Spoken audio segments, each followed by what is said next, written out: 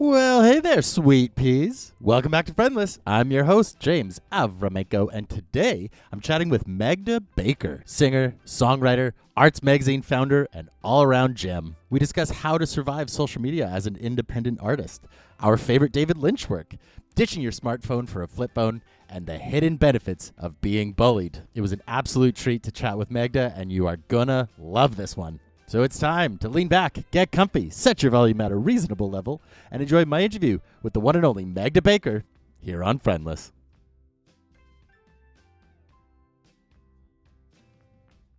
All right. This week on the show, we're kicking things off with someone who I just met very recently through the Teen Angst shows. He is a singer, songwriter, producer, publisher, all kinds of incredible stuff all around town. The one, the only Magda Baker. Hi, James. Hi. As we were saying just before, I was literally about to queue up how are you? But we were talking about it before the episode, before recording, and that's a rude question. So I didn't ask you. I'm going to be rude now. How are you? Okay. You know what? How fucking dare you? You know.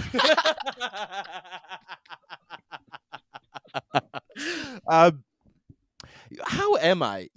So this is the thing, and I think a podcast like this is the environment for that question in a way of because we were saying before recording, it always cues people to be like, how honest do you want to be? And that's been a repeated talking point on the show for ages, but it's like, I feel like this is a platform where we can get just like, how am I?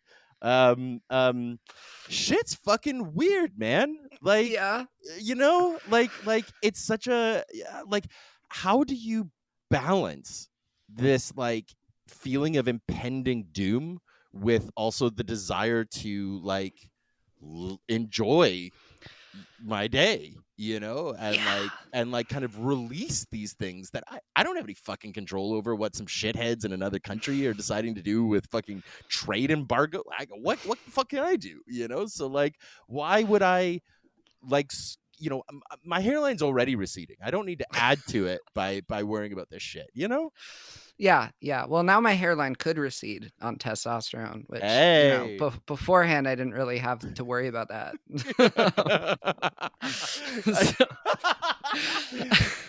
Welcome to the club. We're very sorry. I can't let the stress get to me, yeah. That is a good question, though. How do you... I actually just had to write an entrance exam for... I'm trying to get into college, and they were... one of the questions was something about how do you stop being stressed, or how do you balance your stress about politics while still being active in it? And my answer was kind of there's a few things you can do, like less social media and but you kind of can't. People going through shit can't just turn that off. You can turn off hearing them complain about it, but yeah. Well, and that's been one of the central questions for me, is this idea of what is regulating and staying connected versus sort of a privileged disconnect, and because of there's direct impacts on people's lives, right? And I don't know. I do wonder if we use that as a bit of it's almost like an addict's excuse, because it's sort of well, because clearly social media is a drug. It fucks with our our whatever the happy juice. I always forget which one it's called, but it's dopamine. Thank you. Yeah, you're welcome. I was like, right, but it clearly fucks with our dopamine levels. It's like you're snorting a line of coke every time you see a little red dot beside your Instagram account, right? And absolutely. Right. So it's are we not sort of creating the addict's excuse of oh, just one more hit because I'm being informed, I'm staying connected, when it's we already know, right? Well, I mean, I have a very addictive personality, unfortunately, which means that some things that I like very much I just cannot do anymore. One of those things being social media. I got myself one of these bad boys. Wow. instead of I got a flip So phone. for listeners, this is going to be a video and an audio thing, Yeah. but for listeners, Magda just pulled out dynamite flip phone cell phone. I love this thing. Yeah, I still yeah. have my iPhone and I have a laptop. I need Mhm. Instagram obviously to book gigs, Yeah. to run my magazine. Like I need all of that stuff, but I just don't want to bring it everywhere. Yes. I miss when the Yeah. computer was like a room in your Yes. house and you Yep. would like go there onto the internet and then you'd leave it. Mm-hmm. You Mm-hmm. know? Yeah. You remember when you had to turn the internet on with your foot? You know, like Yeah. you know, the desktop tower was on the floor. You Was push it with your toe. yeah. You know, you were locked in, right? But then you're spot on. Then you left. Then you were And then like, your okay, mom's like, I need to make a phone call, yeah, get off of the internet. exactly. Yeah. Like I mean, obviously this is not like a scorching hot take, but it's like it's every day that passes, it's clearer and clearer that like social media was a fucking mistake, you know? Absolutely. Abso-fucking-lutely. Yeah, I've been like addicted to Instagram specifically Mhm. for almost like a decade now. Yeah. It's like, oh my God. I Yep. have a spam account, like a Finsta that I've Mhm. had since I was 15, and it has like Mhm. 4,000 posts Yeah. or something. Yeah. Oh It's like yeah. and on one hand, it's like, that's cool. It's like a visual diary of like the past like 10 years of my life. And on the other hand, it's like, why did I feel the need to share every thought I had when I was 17? Yeah. I wish I Yeah. didn't do that. Like, Yeah, yeah. I feel very grateful I didn't have this stuff when I was in high school. I'm very grateful for that. One of the really obscene thoughts that continues to haunt me is it was one of the sort of germ thoughts of starting the show years ago, was that at the time, it's now even longer now, but at the time I realized that me like from the time it from when I opened my Facebook account in 2006, you know, because like I had it when it was still like a just a university, like a closed loop site, holy and so shit. from the time I'd opened my Facebook account to when I started the show, it was the longest continuous like relationship I had in my life, other than like family, you know, like Yeah. now it's even worse. Like I've been on Facebook almost 20 years now, you know, and Holy like shit. Yeah, yeah, that's I don't want to it's too think about long. 2006 as 20 years ago. Isn't that fucking awful? I know. I've been saying that to all my friends from university. I've been like, we've known each other for 20 years. And they're like, well, we're not friends anymore. So, you know. Don't have to worry about those long running friendships if you just fuck them up. Exactly. Exactly. Burn it down. Right. You know? Yeah. You know, But who it's needs that really, emotional labor? fuck though. But it really like, it's like, how the fuck did that happen?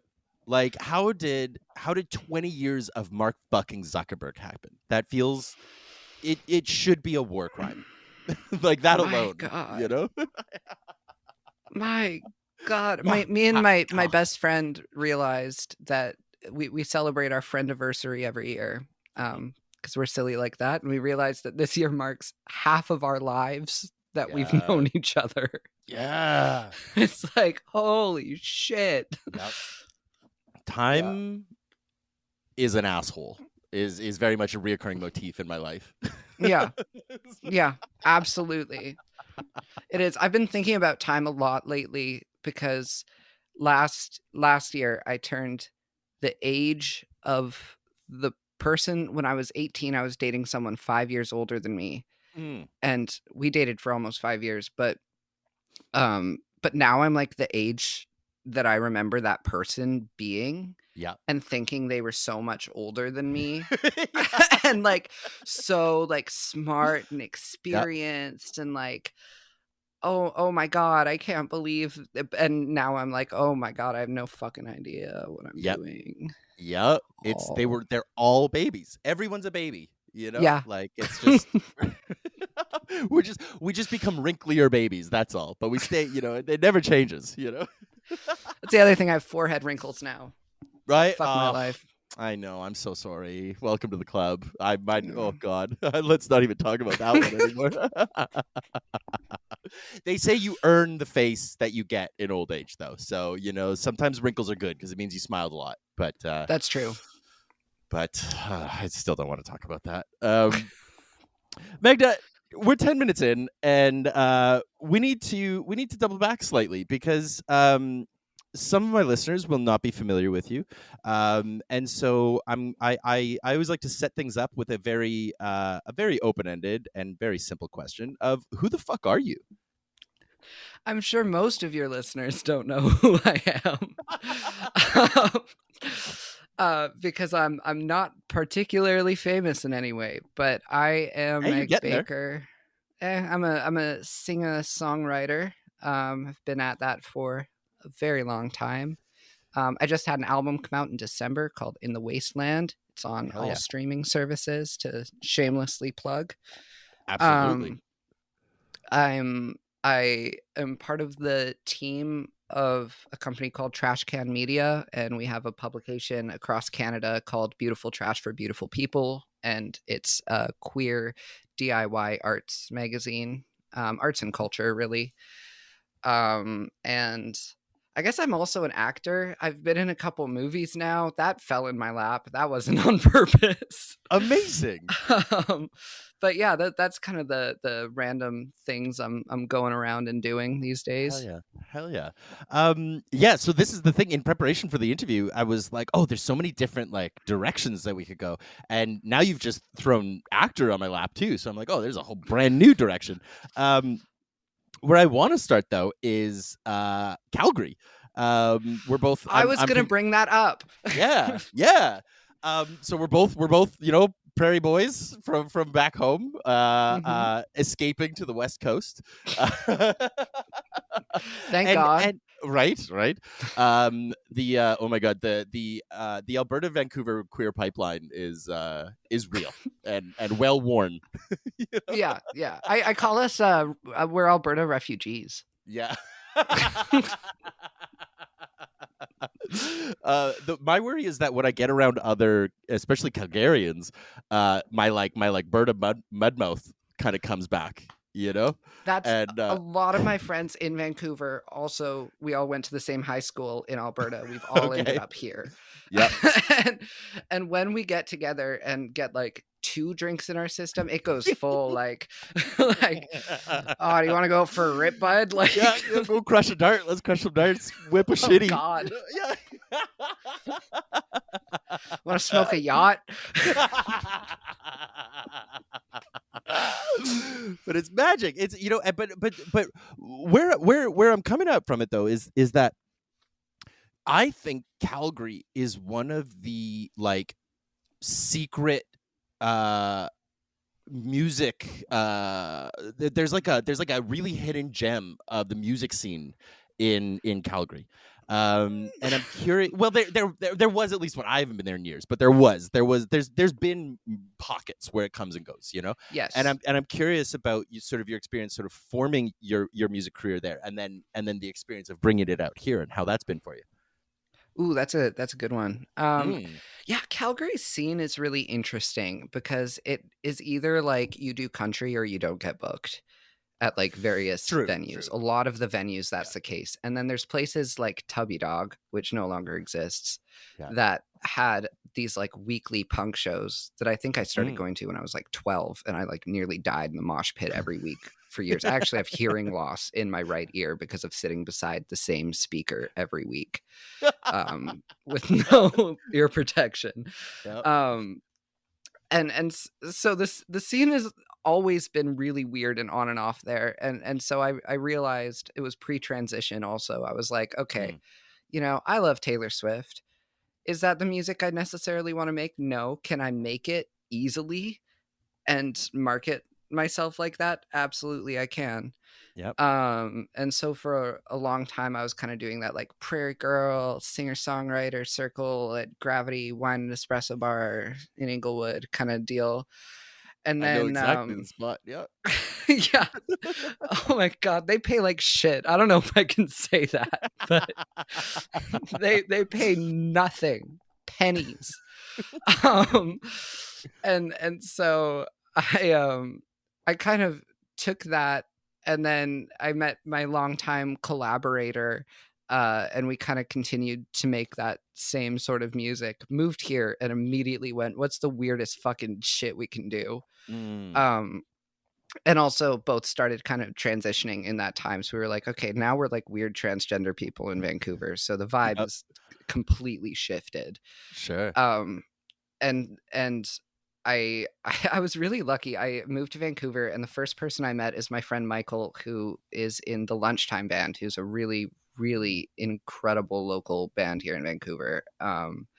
And he pretty much immediately got us hooked up with gigs and Mm. like with the right people to talk to. So all of a sudden I'm playing like punk shows, Fuck yeah. raves, electronic shows. Hell And yeah. it was just about like adjusting the set for the venue. Just Mhm. like just even like the tone on the guitar.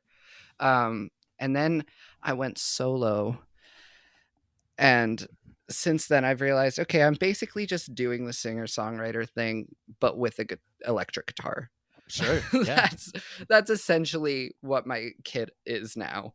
Yeah. Um, and I think it's kind of unique. I mean, that maybe that's silly to say, but it was a challenge taking kind of what I'd learned in Calgary, especially since I had a bit of a following there, and then coming here and having Mhm. like to start from ground zero all over Yeah. again.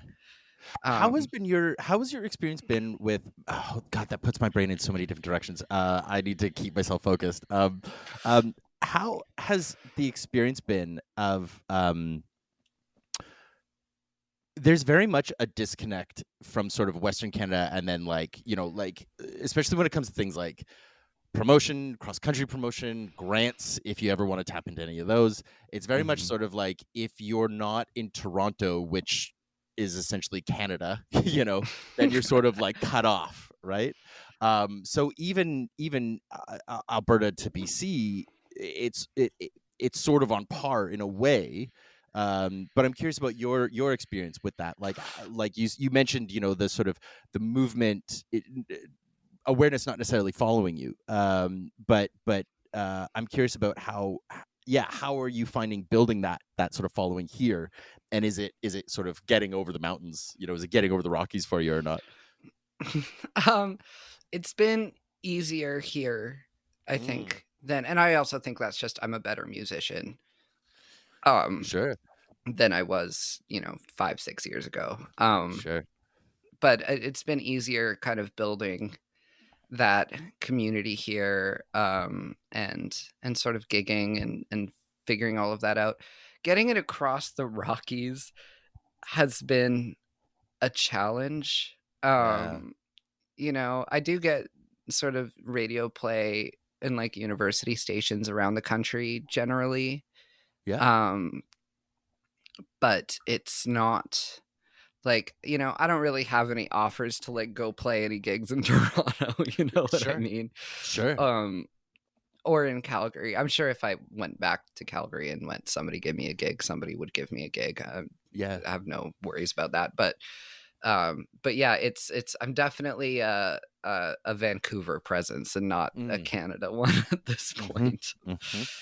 The other thing I got thinking about is this idea, you talked about like sort of adjusting the tone for the venue, Mm, but you're not necessarily having to change the song, and that's always been something that I've thought about. Like whenever I listen to like, I have a really eclectic taste in music, and I think it's my autism or my ADHD. I don't know, but it's like I'm very lyric focused. me Even though as I can well. almost never, yeah. Even though at the same time too, I rarely know what they're actually singing. Like I'll just sort of like I'll just I'm going off vibes more than anything. But like when you really look at the lyrics of across genres, it's like the only difference is what the backing instruments are doing. It's kind of always the same song. Like not, but it's the same. It could be interplayed in any Mhm. style. And I'm curious about sort of your take on that, because I know that that's not like a blanket truth, but it's sort of been like, you could take an old folk standard and put like a synthesizer behind it and make just like a killer pop song or like a whatever, and I'm curious about you were talking about the sort of transition from the kind of like folk twangy country whatever, and adapting it Yeah. to new, and what's that experience been like for you? It's been fun. I put a record out a couple years ago called Tape Album, and it sounds like shit. I don't recommend you go and listen to it because it is genuinely just a bunch of songs I wrote as a teenager. But it was like I was 22 or something when I recorded it, and it's all recorded on like a shitty tape recorder, like early Mm. Mountain Goats kind of Mhm, vibes. mhm. Was It's the got that intention Daniel behind it. Johnson. Yeah, Is it Daniel Johnson yeah. who did that? Yeah, yeah, yeah. Yeah. Exactly. That was kind of the idea.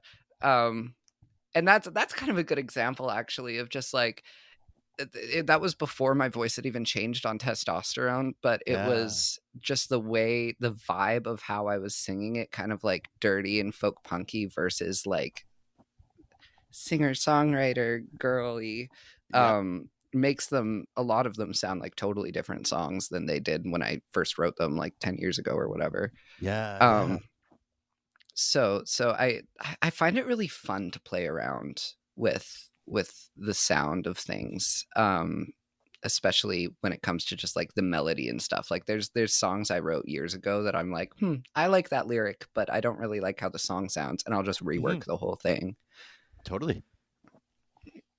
So coupled with that, you also are doing all these other artistic expressions, and it's something that I find myself, as I was sort of prepping for this interview, I was finding myself so inspired, and there was a piece of me that was like, to be young again, and then but then like also being like, shut the fuck up, James, you're not that old. Like, why aren't you participating in this? And You are absolutely not that old.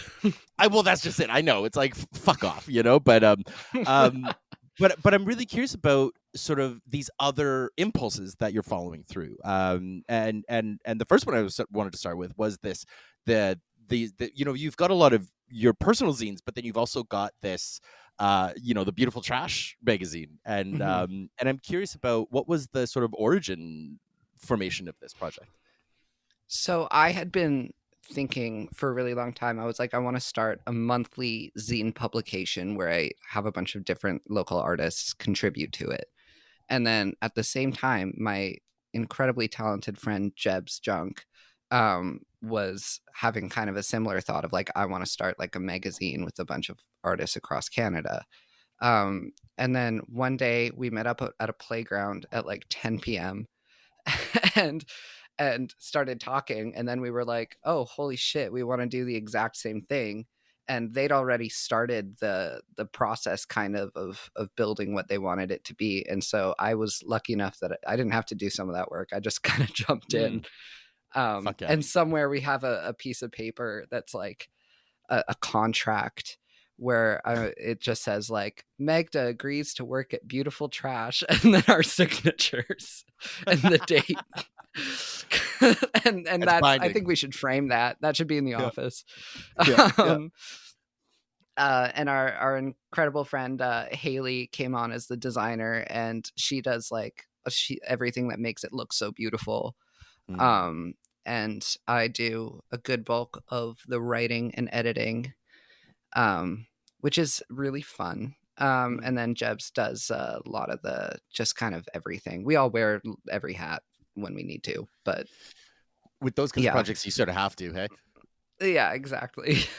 And what's the sort of like for listeners who might not be familiar with it, like what's the sort of ethos behind it? Like what are the sort of driving pillars that you're exploring?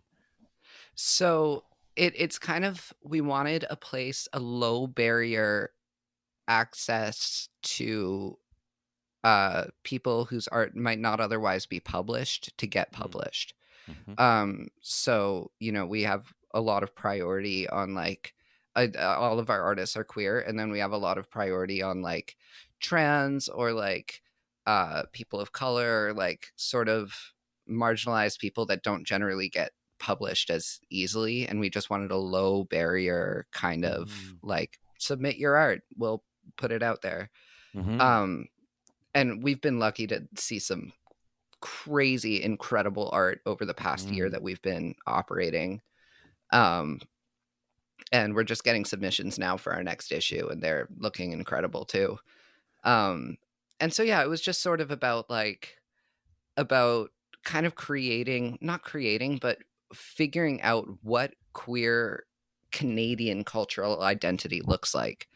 Because so much of our cultural identity comes from the States, comes from England, whatever, mostly from the States. And so it's like figuring out, like, what do Canadian queer people have to say and have to write, that's, you know, from within our own sort of culture, and sort of creating that cultural identity as well.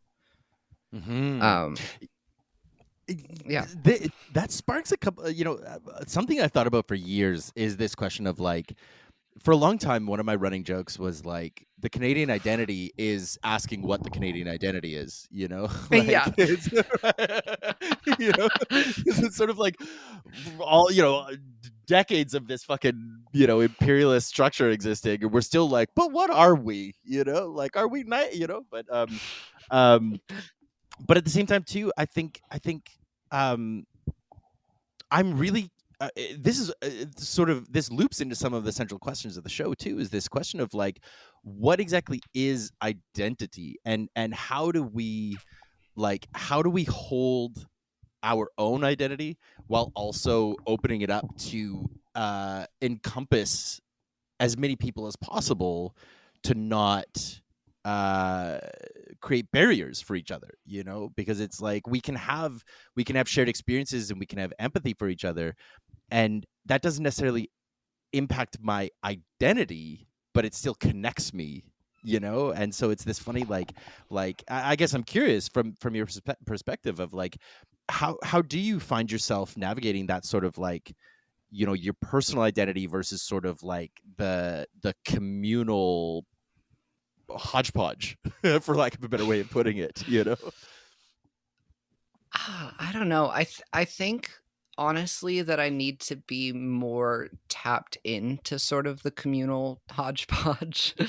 Sure. And that I've spent a lot of my life being really sort of metacognitive and thinking about like my identity and why I feel those ways, and oh, I have a thought, why am I thinking that thought, and like just getting, and that can be good, and it can also be incredibly unhealthy, and like, because even self-loathing and everything is still a form of self-obsession.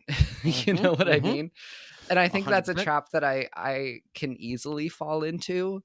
And so I think I like myself most, and I like my identity most when I'm more tapped into the communal sort of identity, and when I'm more tapping into the people around me. There's nothing I can say that I don't already know. There's nothing I can learn from talking, you know?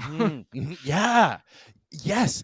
This is something I was just talking about the other day. You know, it's like, so I'm in a book club. I just started a book club with some friends Love of that. mine, right? And What are you reading? Well, the first book we just finished is called Dear Dickhead by I forget, Despentes. But it's about this sort of like, it's a what's the term? It's an epistolic novel. It's told in emails, basically. Oh, I love it. Characters are writing emails back and forth, and a huge sort of theme behind it is this idea that within the confines of the book itself, very little actually happens, because it's just people talking to each other and telling each other stories. So all the sort of like action takes place sort of beyond the pages, because like things happen to them and then they come and they talk about it, you know. And it really raises this question of like, are we communicating when we are talking via computers, you know, like if we're through social media, through email, anything like that? Are these actually conversations, which, from my take, personally, I don't think they are. I think they're just various levels, various lengths of monologuing. Whether it's a tweet or an email, no matter how long or short, it's not like what we're doing right now. It's not us, being able to kind of like step over each other and be able to see each other's face and vocal tones and all the other things that come into play with like human interaction. Those are completely erased, and so we're not actually doing anything other than talking when we communicate that way. And how much does that actually create any kind of like movement or action, or I'm not saying it doesn't, I'm just saying like how much, and and contextually. That's really right? interesting. I have a few friends that I tend to be like old fashioned. I don't like I don't know. I don't like texting. I don't like DMing. I have a few friends that I just keep in touch with over email. And I love it personally. It's like I feel like I'm like letter writing in the 1800s or something. My darling, the cholera took me again. Not the cholera. Right. Mother took ill. Right? Yeah. Timmy has polio. Right, exactly. The doctor says he shan't walk again.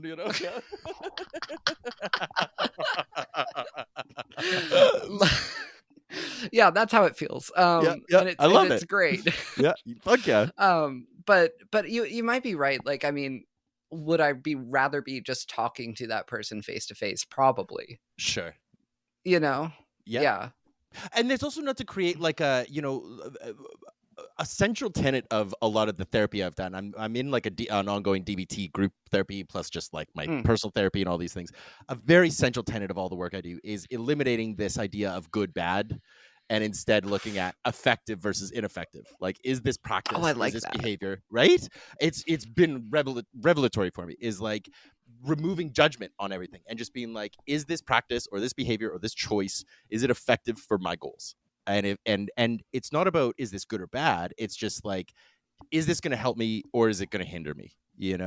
And so like I'm not saying like emails are bad. It's just like, in certain contexts, how effective are they for affecting certain things? Like we came to this by talking about the idea of like affecting action and personal change,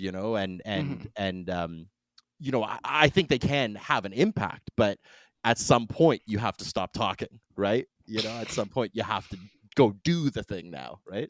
Yeah, no, I agree with that. I do agree with that. Especially, I guess a lot of emails are kind of back and forth of the exact same thing. It's like, ooh, where have we? We're right where we started. Yep. I've learned nothing here. And that's a beautiful thing too, though, is because I think these tools are really, circling all the way back to the idea of the social media, is that it's like it's not that, because like Facebook is just a website. It's not good or bad. It's the algorithm behind it that's been doctored to tailor what we see and what we don't, and who we see and who we don't, and all those things. That's where the impact actually comes from. But the website itself is just an innocuous fucking set of code. It's benign, right? It's how we use these things that matter, right? And so just being aware of like, how are you using these tools, because they can be used for incredible change, and they can also make me have to see fucking Elon Musk's face every day, Yeah, exactly. Oh man, it's been so long since I've seen Elon Musk's face. I love not being on social media. And again, that's the thing, is like, what is a useful tool? Well, I do need a cell phone. I need to be able to be contacted. I mean, I'd love a landline with an answering machine so I could screen my calls like I'm in Rent. And like, I would love that, but this works for me. And having a laptop works for me, because again, I'm not going to take that with me everywhere. Like, and I don't even actually take my phone with me everywhere too. I'll like go, if I'm like biking down to the grocery store or whatever, it's like, do I need to be contacted right now? Do I need to be 24/7 available to everyone in my life when I'm getting my prescriptions? Like, So it is just really reframing how you're using those tools. Everything's reframing. That's what I've learned That's right. recently. So life is just a Yeah. long sequence of reframing what you think you know. Yep. I feel like the demarcation of like middle age now is like, how long did you spend your life just like kind of like autonomous autonomously, I don't well, automatically, or unconsciously, like just sort of like going about your life, and then the wake up is like, oh shit, this isn't helping me. Now I have to spend the rest of my life unpacking this behavior and like recovering from it, Yes. Yes, absolutely. I think, the whole flip phone thing is probably just like my quarter life crisis Sure, yeah. or something. Like, you know, I'm sure in a couple years I'll look back and I'll be like, what the fuck was I doing? But right now it is Yep. working for me really well. Fuck yeah. So Fuck yeah. That's great. That's what matters. That's what counts right there. Um, absolutely.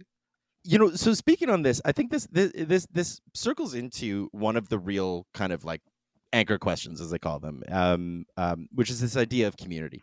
I think we'll bounce around. We'll rearrange how I normally go with it. But like, you've been talking about artist communities that you've been a part of, and queer communities, and just like how to show up within them, and you're building your own communities as well, and that is one of those words that I have found gets thrown around so casually and so often that we've almost become sort of blind to what it actually means to us personally, and because it can mean so much. And so I'm really curious, just from your sort of personal vantage point, from your personal impact, what does a word like community mean to you? And as a sort of a follow up with that, how do you find yourself sort of showing up to that word? I have a good anecdote that fits this, which is Love it. that last year I got concussed a couple times. um Yeah. but somebody who had absolutely no reason to like me, who if they really disliked me, I would not be surprised or upset about it.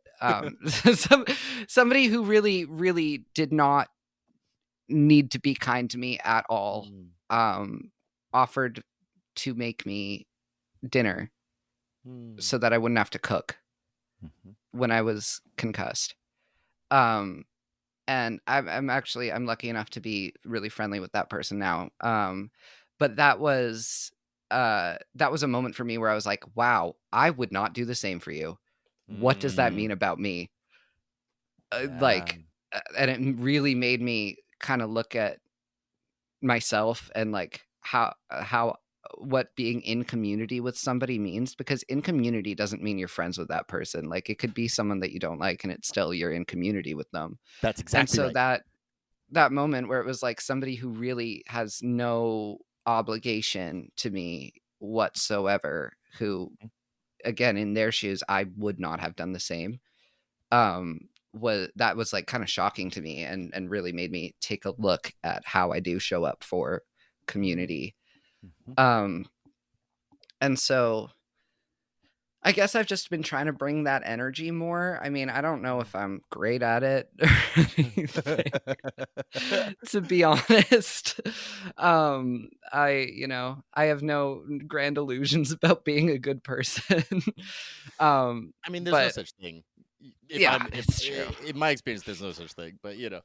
But I try to do what's right for the people I'm in community with. And so I've Yeah. found like there's been times where there's been people I really don't like, or people I don't really want to be around or whatever, but then, maybe they're going through something and it's like, well, how can I help? I have Mhm. Mhm. resources at my finger, not many. Like if Sure. somebody asked me Sure. for money, I'd be like, show me where it is.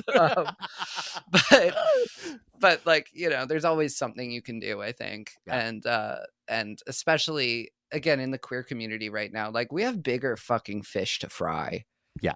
than personal issues at Yeah. the moment. Yep. Like even if there's somebody where I like completely fundamentally disagree with their sort of the way they think about queerness or whatever, you know, there's always those like really stupid fights that people have every 5 years, and it's the same fight, and it always comes to the same conclusion. Even if there's people like I disagree with, we're fighting the same fight. Why would I waste my time fighting with you? Yep. You know? 100%. Yep. Yeah. It is an interesting, and I think about that very often, because it's like, I don't, you know, one of the things I think that gets lost, and this is why I like to talk about this, is the idea that like the point of a community isn't that everyone shows up the same. The point of a community is that we show up for a collective good, and each of us contributes what we can contribute to it, you know? So like, yes, some people can contribute money, some people can contribute space, some can do resources, some can do people management, whatever it might be, right? But like, we all contribute what we can to the to the pool, right? And recognizing that it's like, yeah, this person showing up the way they did for you doesn't mean you have to one-to-one in order to be a good community member, right? It's like, it's just remembering to show up how you can, right? Yeah, and I that was a really big moment for me, where I was just like, oh wow, because you know what, I make fun of Vancouver, sort of like, I'm holding space, like kind of the way the queer community here is like hilarious to me. It's like an HR meeting. Yeah, they're very easily bullied, you know, like it's a bullyable community here, you know? Yeah, like I constantly feel like I'm at an HR meeting. Yes. And and like but I don't, you know, the way Calgary does it isn't any better either. No. Like at all. No, it's like, a different vibe, you know, right? Yeah.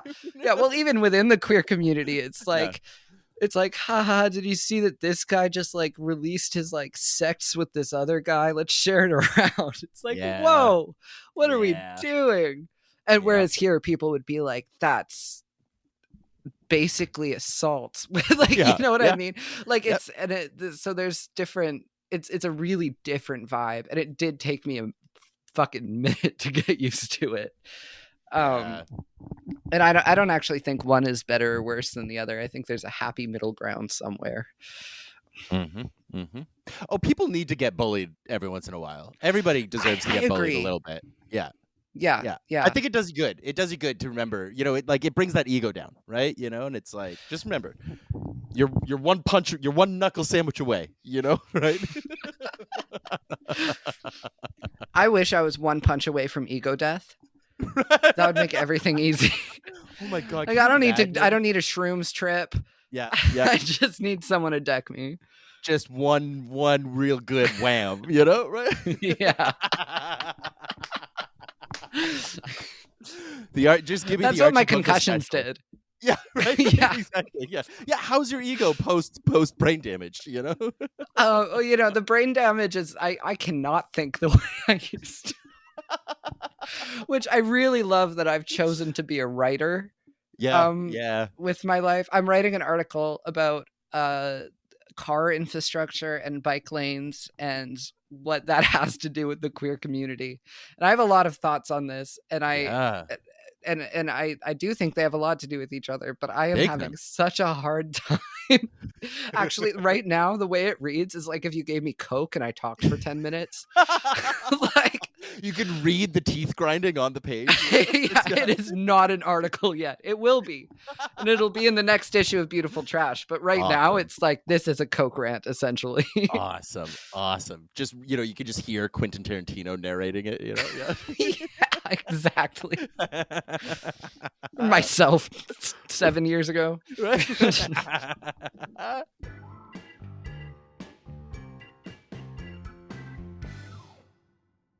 I want to flip things real quick, and I want to get you to ask one of your questions. I want to know what your favorite David Lynch media is. What your favorite thing David Lynch is, because we talked about that a little bit about David Lynch when I met you. We did, and he had just passed right when we met, and you were wearing a shirt that was Bob. Yeah, I was wearing the "Have you seen this man" shirt? Yeah, which was given to me by one of my best friends. It's one of my like treasured shirts. I love it. Oh, it's fantastic. That's a great question. Because I go back and forth with a few things. And thank you for giving me thank you for holding space with me around my David Lynch obsession. Um, Holding space. right? You want to fucking punch? No, but I say that to myself. um, um, I haven't had a chance to talk much about him on recent shows. So yeah, I go back and forth with a few things because like I feel like Twin Peaks as a sort of like little microcosm, it just encapsulates everything about David Lynch because it's like you've got the first two seasons which are just like the weirdest soap opera ever made. Yes. And I fucking love soap operas, so I was just like, oh, this is perfect, you know. And then the movie, which is just like so fucked up and incredible, and then the return, which is just like 18 hours of like undiluted David fucking Lynch, you know. Like it's just like every at the end of every hour you're like, I don't know what I saw, but I'm interested and terrified, you know. So Like, real quick, I haven't seen The Return yet, and this is okay, why. Is because okay, I watched all of Twin Peaks and I watched Fire Walk with Me, and I yeah, loved it all. And yeah, the people I was watching it with went, "All right, we had to wait, so it's not fair if you just watch it right away." yeah. So It's I'm giving it like, because that was probably like, oh my god, that was probably almost 2 years ago. It's probably time now. I think I've oh waited yeah, long enough. I that's think it's more than like, long enough. I needed to feel I missed Twin Peaks before I Yeah. can go into The Return. I feel like. Yeah. That's a interesting. I like that sort of like what's it? You're sort of artificially creating the gap that was forced on everyone else, you know? Like Yes, yeah, yeah. exactly. Yeah. At the same time too though, I like as somebody who's rewatched all of it many times, it does help to just kind of launch into it because you'll remember shit. Like you'll have forgotten stuff and you'll be like, what the fuck? Why is he, you know? But I That's true. do I was like saying that. to I my think that roommate, I was like, "Do you remember the whole like yellow face thing?" And she was like, yeah. "What?" and then Mr. and then she Kajimura. was like, "Oh, right. What the Yeah. fuck?" Catherine Martell, yeah, yeah. She's, you know, she's that woman is pure evil. You know, I love her. Catherine Martell is one of the greatest TV characters ever made. But Oh my god, insane. but definitely does a full on multi-episode arc where she plays an old Japanese man, and Yes. it is a lot. It's a It is lot. it Yeah, is yeah. insane. And the way we watched it at the time is like we would go weekly to this one friend's house, and she would make cherry pie, and we'd have cherry Mm, pie and black coffee and like glorious. watch episodes of Twin Peaks. Yeah, Um and I was so like lost in the sauce that I barely even registered what was happening at yeah, first yeah. during that, and then I was like, what the fuck? Yep. So And so that's good. sort of that never really changes. That's just the feeling you have watching a David Lynch anything, you know. And Yeah. it's about like that doesn't work for everybody, but it really works for me. Is like I don't, you know, I like stories that I understand what I'm looking at, but every once in a while you just want to throw on Lost Highway and be like, I don't fucking know, man. You know, Yeah, like I all I love know is I'm terrified. Eraserhead. Yeah. I've been thinking of getting a tattoo of the Eraserhead baby. Yes. I Ooh. think that Just would be a oh my good one. god. That movie is so fucking funny too. Like it's just Yeah. like, oh my god. I always think of there's this one shot where like he's tending, you know, the wife's disappeared, he's tending the baby and he turns away and then and then I forget what happens, but like he looks over and the baby's suddenly sick and it like really like hard cuts to him and he's like, "Oh no." And I'm just like, I don't know. There's just something so brilliantly funny about it, you know? Like it just Oh oh my my god. god. I love it. I love it. So good. Well, I think after this I'm gonna have to watch The Return and Oh, you then have to. report back to you. Yeah, Yeah. 100%. 100%. Yeah, yeah. That one holds up as yeah, that's its own ecosystem, you know? But like and then I don't know, his movies are so tough because it's like his movies are in one way I almost feel like he just made the same movie over and over again with just varying degrees of, you know, like but Well, like I don't know about Dune. well then yeah, we just don't talk about Dune, you know, but but I was on a compilation album for like as a tribute to David Lynch, and I Mm, not long ago, and I made a song for it and something, and then somebody went on that album and like put a song on that album, and I know for a fact that this person's like only seen Dune and maybe Eraserhead, but I don't even think so. I know that they've never seen Twin Peaks. I love that I'm talking shit on the pod, but talking shit on the pod. I was so mad. I have the person blocked, so I couldn't be like, "Fuck you, fraud." But I was like, "What the fuck?" Yeah. God damn. It's hard to gatekeep, David. There's I was just talking about this the other day. There's a couple cultural subsects that basically you cannot gatekeep, and that's pro wrestling and juggalos.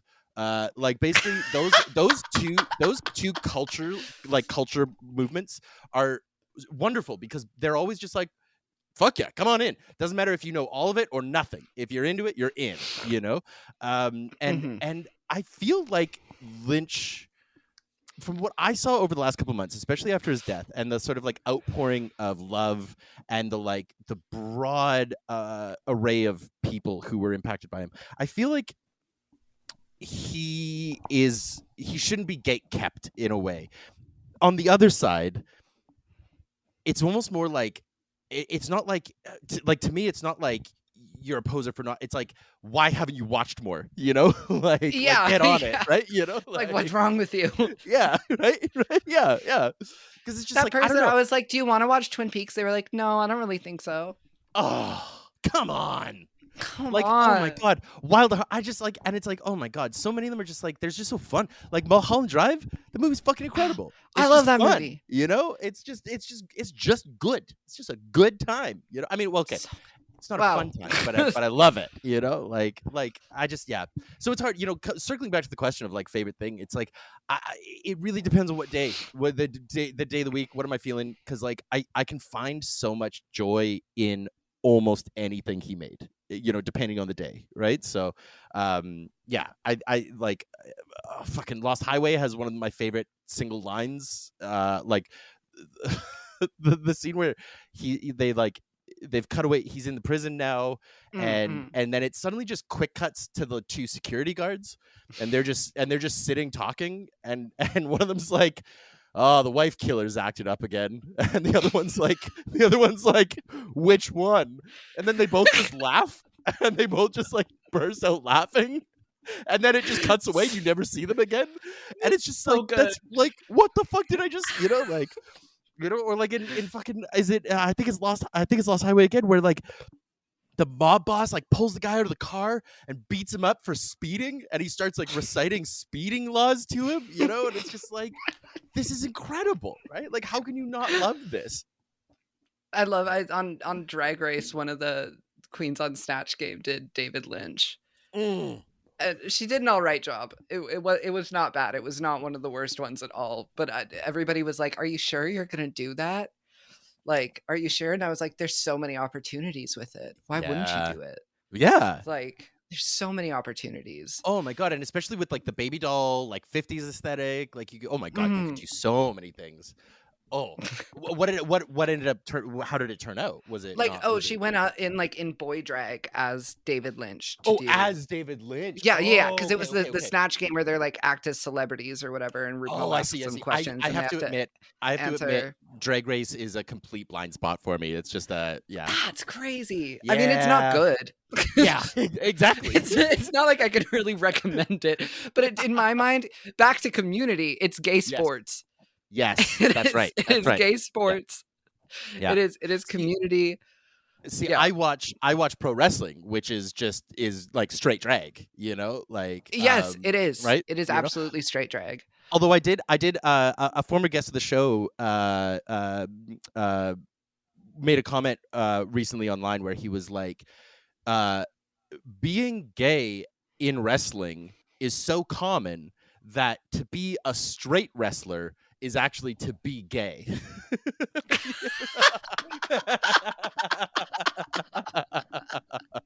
And I was like, I no love notes, that. right? Yeah.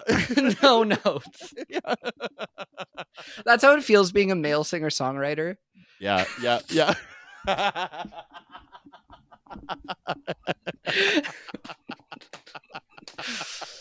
Oh my god, the white whale straight singer-songwriter.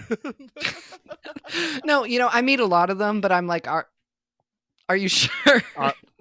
Sweetie, are you sure? Do you just need a few more You words see for their your feelings? girlfriend dancing along, and you're like, Yeah. does he touch you? Like,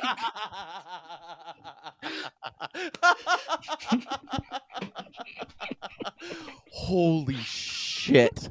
Holy shit. that was kind of out of pocket. I love it. I love it.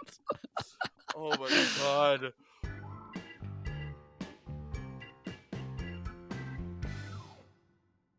I wanna circle back to since I'm kind of readjusting things, I'm gonna put the friendship question to the end, and we're gonna keep the happiness train going a little bit.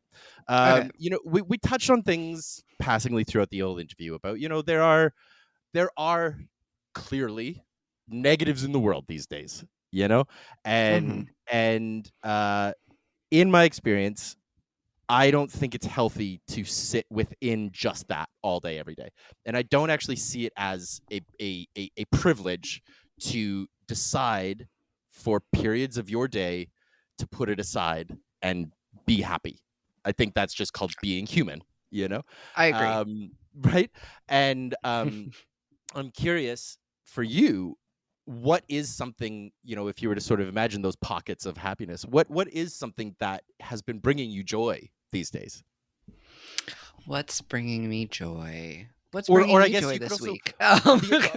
so I actually miss it's sort of like the idea of joy, but also hope, right? Like what's something that's like Hope. keeping you hopeful Oh, going yes. forward? Um, yeah, that is interesting. I found myself in an incredibly dark period at the beginning of this year. I'm not gonna lie to you. Yeah, Gonna be real honest on the pod right now.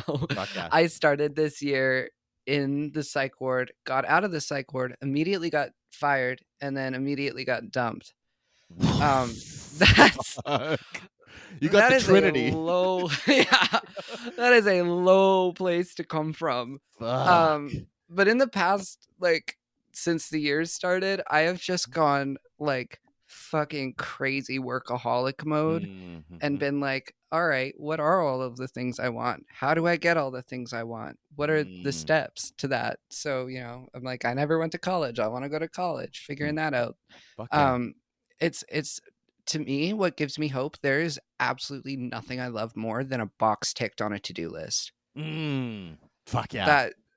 That and I find that it's better to like I am showing up for my community also better in this way of just like, I'm keeping up with people. I'm Yeah.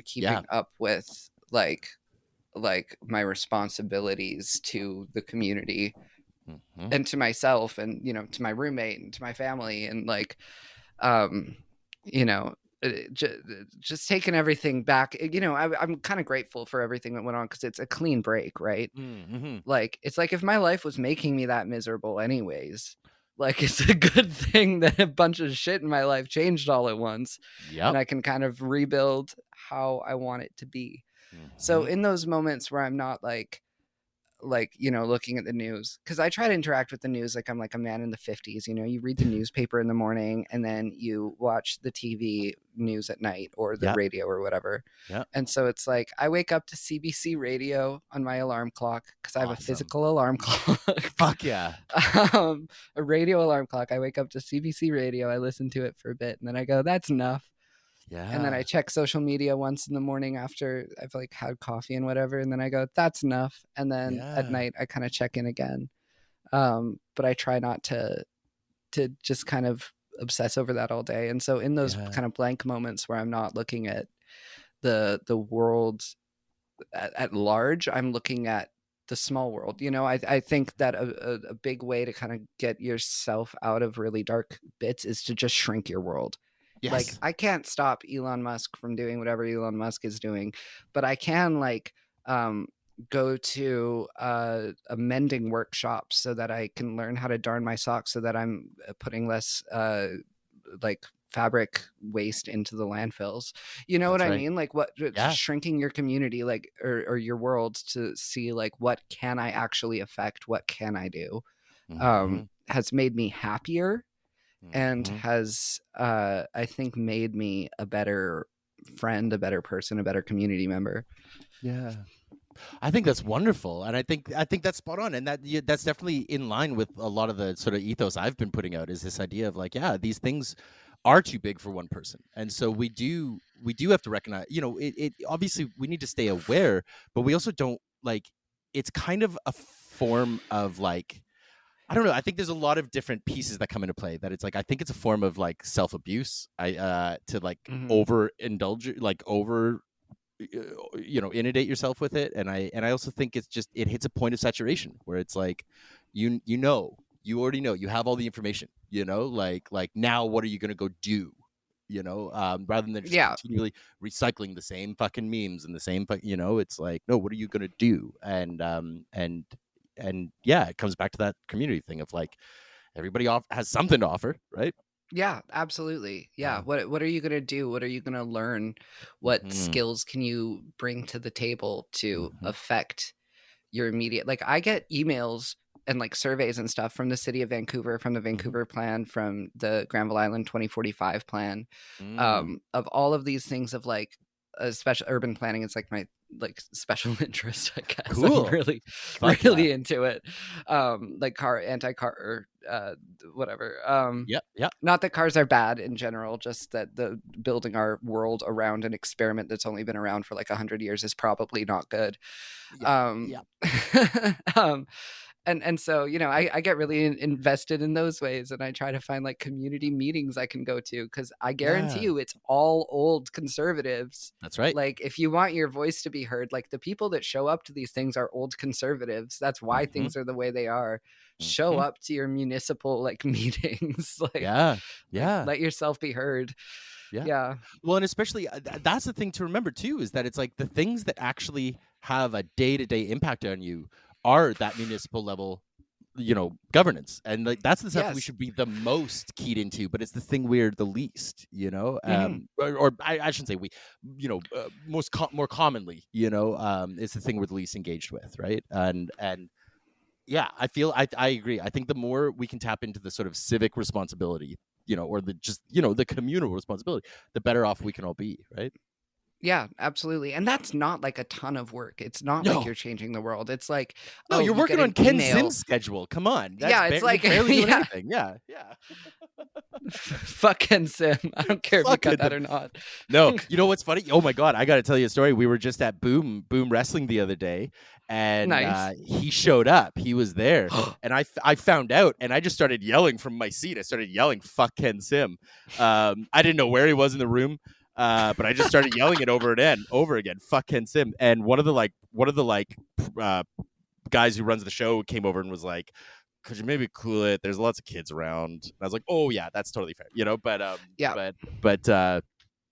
But then I don't know if you're familiar with Boom Wrestling or not. It's a local. I'm not. Wrestling. Okay, it's incredible. Everybody should go see it. It's incredible. One of the wrestlers.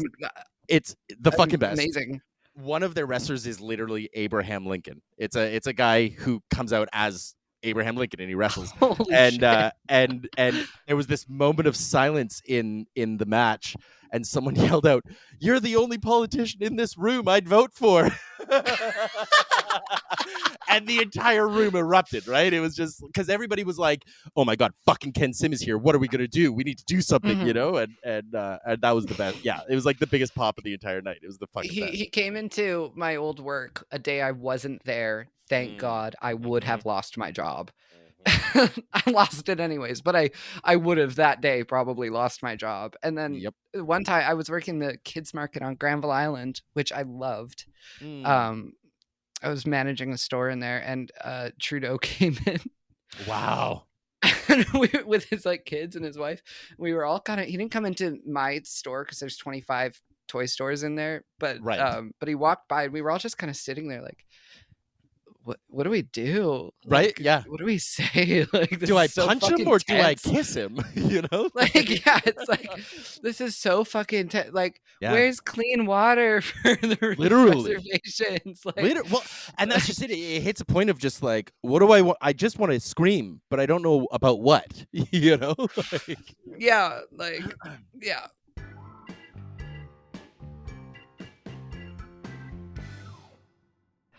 To you, how has Vancouver compared to Calgary in terms of community? Like, what are the big fucking differences that you've noticed? Mm, yeah. I think about that a lot actually, because I think that there's a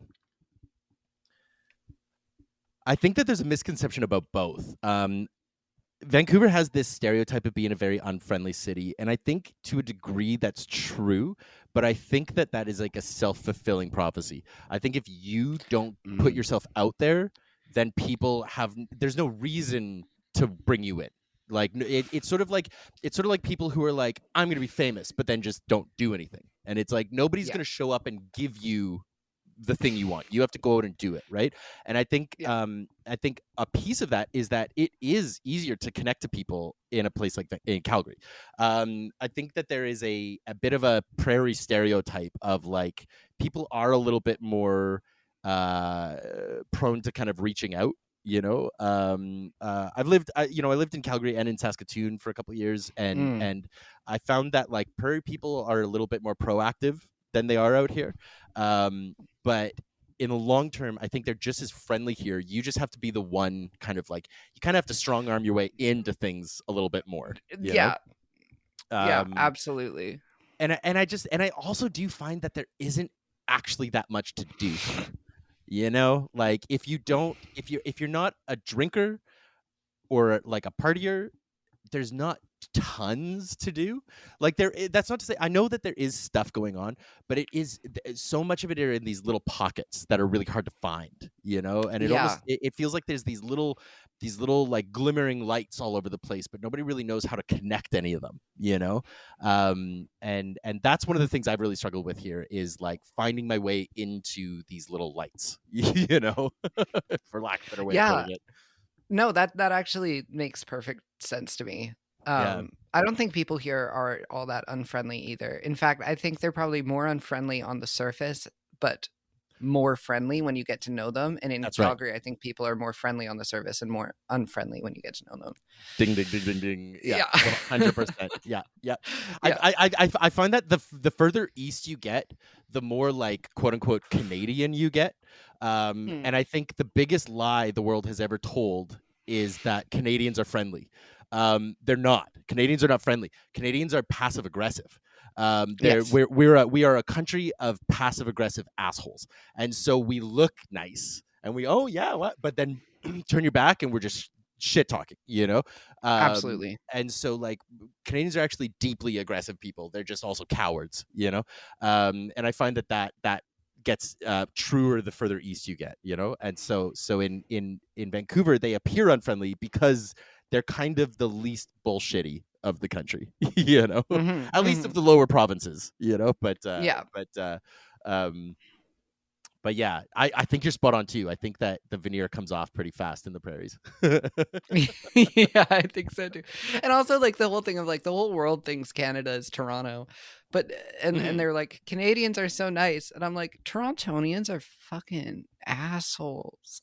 Dick Like heads. Yeah. dickheads. I lived there for like a short amount of time as a kid and I don't like all my memories of like people in public are like this is terrible. Everybody's unkind.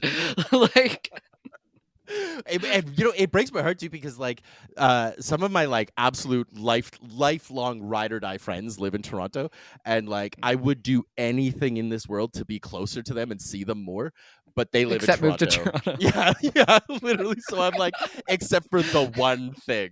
Like, so sorry, folks. We'll Yeah. keep our group chat going. But I'm slowly but surely getting all of my friends out here. yeah, that's It's smart. happening. Yeah. It's a shocking amount of my friend group is people that have been in my friend group for like a decade, and we're Fuck all yeah. from Calgary. Fuck yeah. Um, which it kind of sucks because it's kind of like I love that we just brought it here.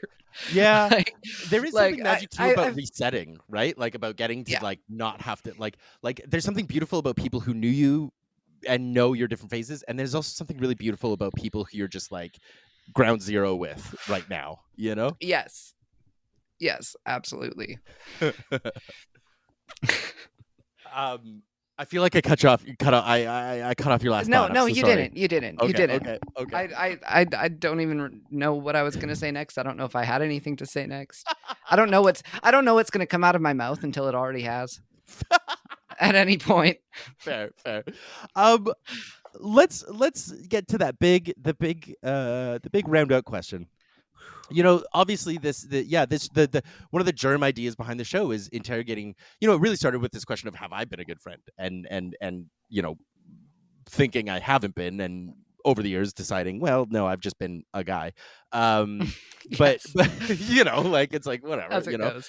right? But I do feel like this question of friendship remains really vital and interesting, because, like community, everybody has a personal experience with it, and yet we don't always sort of sit with the question of what the word actually means to us personally, and so I'm really curious, again, from your sort of just personal vantage point, what does it mean to be a friend?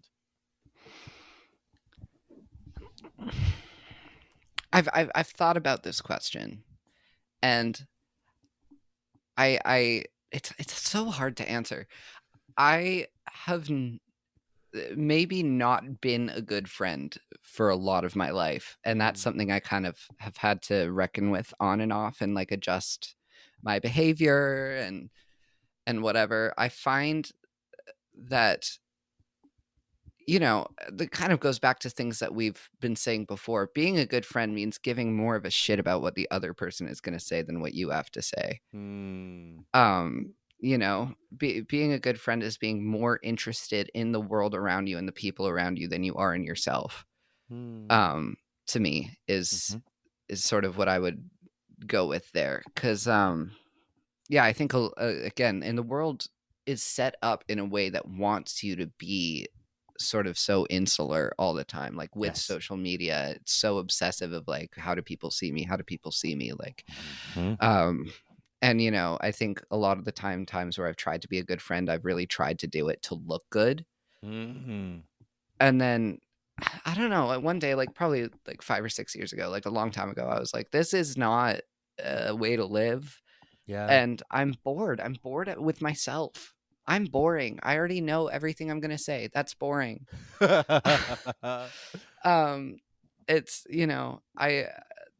I put a lot of effort into just kind of noticing the world around me and noticing things that go, because there's a lot of stuff on the surface. Like I always write really long birthday and Christmas cards for my friends, and I've done that for years and years, and I'm at the point where I'm like, I've kind of said all I can say. If every year I'm just writing, I'm so proud of you, like, but like 2 pages of it, like, that's why I was just write Merry Christmas, eat a dick. That's my that's perfect. Well, see, I want to change my I want to change my card writing style, but now I'm afraid that if I do, everybody's going to be like, wow, you suck now, because I've built this expectation previously. But then I think about something like that, and that's so like surface level, like there's so many ways that I do show up for my friends, and that my incredible friends show up for me. That those kind of surface level, like, oh, am I being a good friend? I'm such a good friend because I write these long letters. Like, shut the fuck up, me. Like, you want to punch, yeah, exactly. God, please. I think somebody needs some bullying, is what he. I would love to get bullied. I'm at the point. I think that's what shrooms are. It's like there's psychic bullies. Yeah. Yes. I love it. But keep going. Sorry, I derailed you. Yeah, that was I think that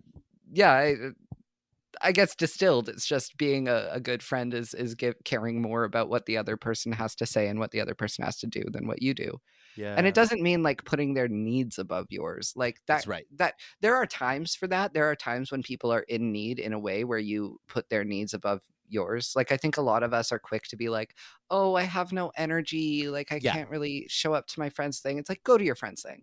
Yes. Like Yeah. go support your friends. That's right. But I think there are times where, it doesn't mean actually always putting your needs above other people's, because then that's just a simple way to burn out and resent your friends.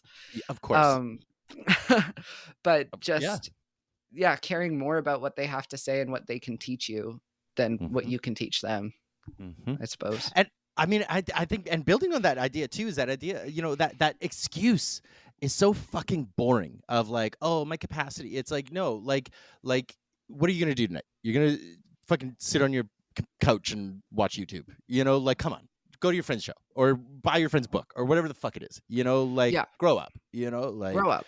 And yeah. I mean, to an extent, like, I mean, I'm chronically ill. I have long COVID. My joints do not fucking work But properly. And so that's contextual. sometimes it is just like, you know Of what, course. like my knee's going to dislocate if I go out Hmm. again today. Like, Hmm. but Hmm. then, but I think especially a lot of the time it's a mental kind of trap that we set Yeah. ourselves in. And I have this whole theory, and it's called the grilled cheese theory, Mm. because I love nothing more than making a grilled cheese, and the grilled cheeses I make are god tier. I've never had a better one. It's my special secret talent. I love Fuck them. yeah. But and they're so easy to make, and it takes Hmm. like 10 minutes tops to make Hmm. them. But I go through periods where I'm like depressed and I'm not cooking for myself, and it feels like an impossible task to make a grilled cheese. Yeah. It's like, oh my god, like getting up, getting everything out, like cutting things and like whatever, it feels like an impossible huge task. But then if I just do it and I just get in the habit of doing it, right now I'm in a grilled cheese mode. Making a grilled cheese feels like it's absolutely nothing. Yep. But you can get into those periods where it is an impossible task, and the only way to get through that is to do whatever the impossible task, quote unquote, is. Yeah. Yeah. If And just that's going to a recognize, friend's show or yeah, whatever. and then to recognize that that's not impossible. It's just a good thing to do. you know. Yeah, yeah. That's the grilled cheese theory. Yeah, I love that. That's fabulous. That leads me right into my last sort of thing. I always like to leave listeners as a last question. I always like to leave them with like an actionable thing, something that they can try doing this week.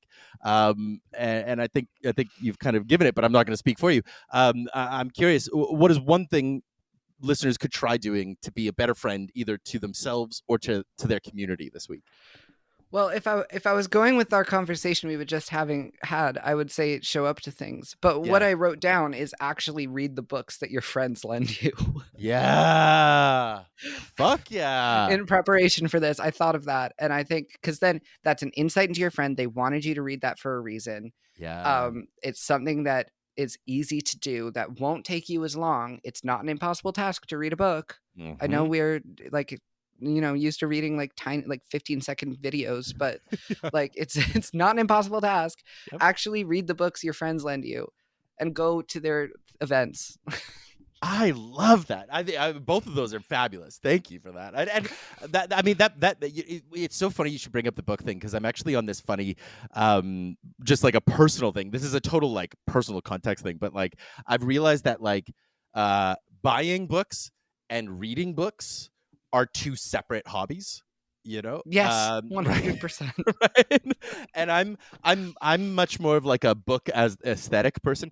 I read a fuckload, but I find myself more engaged with like audiobooks or like just other ways of taking in the media.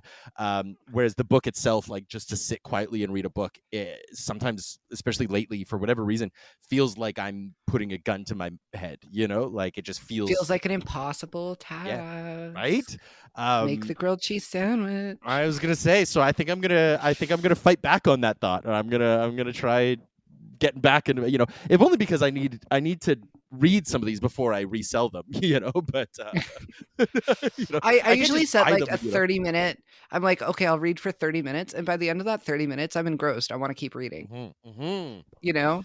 Yep, yep. And Yeah. that's a trick for anything. If you're resistant to anything, Yeah. it's like set a timer for like a really like whatever you think would be a manageable time. We've done this. I've done this in therapy where it's like he's like, set yourself. You sometimes like with my writing, and I'm like, oh, I can't do anything. He's like, set your annual word count goal to be 10 words.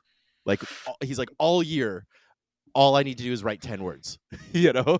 And then you'll sit down and write 10 words and realize it took you 5 fucking seconds, and then you'll write more, you know? Or if you want to break it down easier, of like a daily thing, right? Of like, I need to write 1 word, you know? And then, you know, but like, yeah, setting yourself manageable little bite-sized goals, and then suddenly you're in it and you're like, oh yeah, we're cooking, right? I did that. I was like, I'm going to clean my sink today. And I ended up cleaning like my sink, my bathtub, like all of it this morning. There you go. I was in the zone, you know? Yeah. Fuck yeah.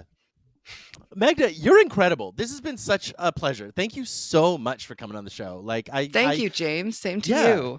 Like, you know, when we met at TNX, which we didn't even talk about, but I guess we need more fodder for the follow-up episode down the road. But you know, when we met at TNX, you know, there was just such like a you were somebody who was just like, oh, there's like, you know, just like I don't even know what the right word for it is. Like, I just you really piqued my interest, you know, like you just somebody who really stood out, and same to you.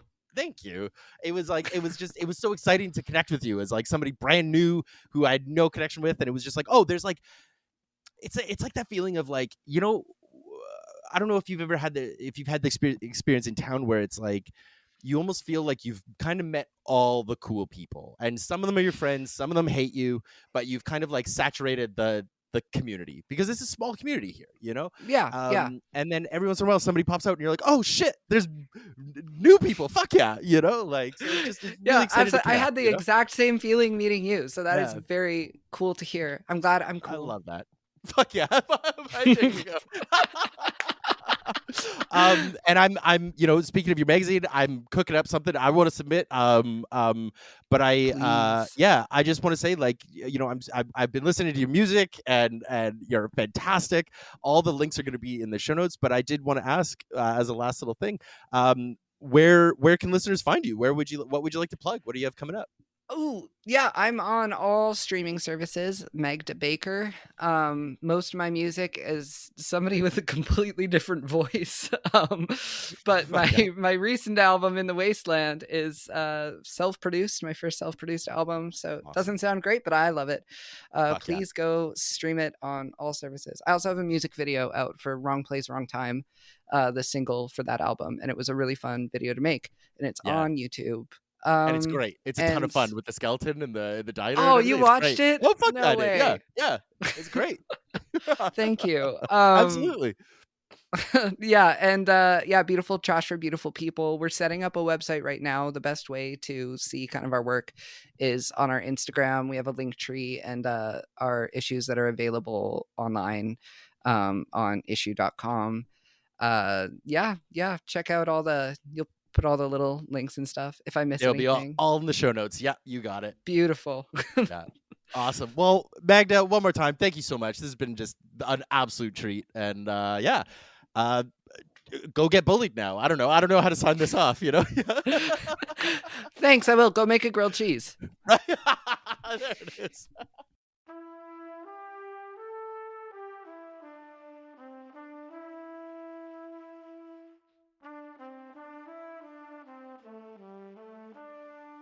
And that's it. Thank you once more to Magda for joining me this week. Be sure to go check out his music and also give Beautiful Trash a read. You'll find links to all of that in the show notes. And if you check out the latest issue, you're actually going to find some of your boy Jimmy's poems in there. So be sure to give that a read. If you enjoyed this episode, please be sure to subscribe, leave us a 5-star review, and share it with somebody who you think would really love it. Every little bit counts, so thank you for helping me get the word out about Friendless. And if you want more Friendless content, be sure to subscribe to the monthly Substack newsletter. You're going to get curated recommendations of books, movies, and whatever else I've been obsessing over that month, along with a brand new playlist and exclusive bonus writing from yours truly. All that and so much more, and it's completely free. So sign up today. Find the links in the show notes. But that's going to be it for me this week. So thank you so much for listening. And I hope I'm going to catch you back here next week for a brand new solo episode. But I'm not going to worry about that right now. And neither should you, because that is then and this is now. So for now, I'll just say I love you. I hope you go make a great grilled cheese. And I hope you have a wonderful week. Fun and safety, sweeties.